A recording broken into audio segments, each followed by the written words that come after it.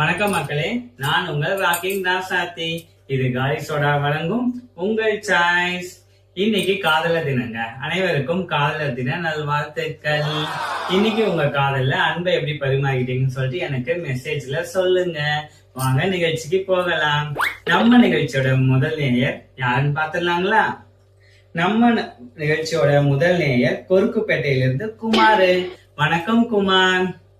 வணக்கம் மேடம். நான் என் காதலியை அழைத்து காதலர் தினம் கொண்டாட நான் கடற்கரைக்கு சென்றேன். நல்ல விஷயம். எல்லாருமே முக்காவாசி பேர் எனக்கு தெரிஞ்சு கடற்கரை நம்ம சென்னையில இருந்தா மெரினா பீச் அங்க போயிட்டு அழகா வந்து செலிப்ரேஷன் பண்ணுவாங்க.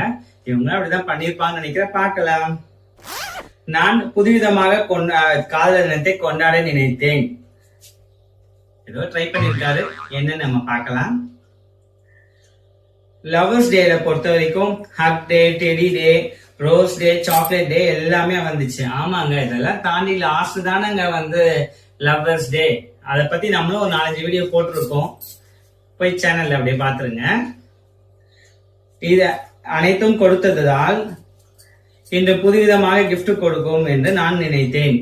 ஏதோ புதுசா ட்ரை பண்ணிருக்காரு. பார்க்கலாம். நான் அவர்களை இரு கண்களை மூட சொல்லி சர்ப்ரைஸாக வந்து 3, 2, 1 என்று அவள் கண்ணை திறக்கும் போது காலிஃபிளவர் நீட்டினேன். அடப்பாவி, என்ன குமார் நீங்க காலிஃபிளவரை நீட்டி இருக்கீங்க? பிளவர் கொடுக்கலாம், பட் காலிஃபிளவர் என்ன? எதுக்கு நான் காலிஃபிளவர் கொடுத்தீங்கன்னு நினைக்கிறீங்க? ஏதோ மேடம், எல்லாத்தையும் குத்தாச்சு, காலிஃபிளவர் சீப்பா இருந்துச்சு, அதை கொடுத்து அவங்க வீட்டுல போய் சமைக்க உதவும்னு கொடுத்தேன். அது நீங்க உங்க மாமியாருக்கு தானே குமார் கொடுத்துருக்கணும், உங்க லவ்வர் கொடுத்துருக்கீங்களே. அடுத்து என்ன ஆச்சுன்னு பாக்கலாம் மக்களே. அவ என் மூஞ்சில அதை தூக்கி போட்டுட்டு பிரேக்கப்னு சொல்லிட்டாளா? ஐயோ, பொறுக்கப்பட்ட குமாரு, இப்படி டமார் ஆயிட்டீங்களே நீங்க. யாராச்சும் கொண்டு போய் காலிஃபிளவர் கொடுப்பாங்களாங்க, முக்கியமாக காதலர் தினத்துல? பாத்தீங்களா மக்களே, இப்படியும் இருக்கிறாங்க. குமாரோட காதல் டமார் காதல் ஆகிடுச்சு. மீண்டும் உங்களை நாளை சந்திக்கிறேன்.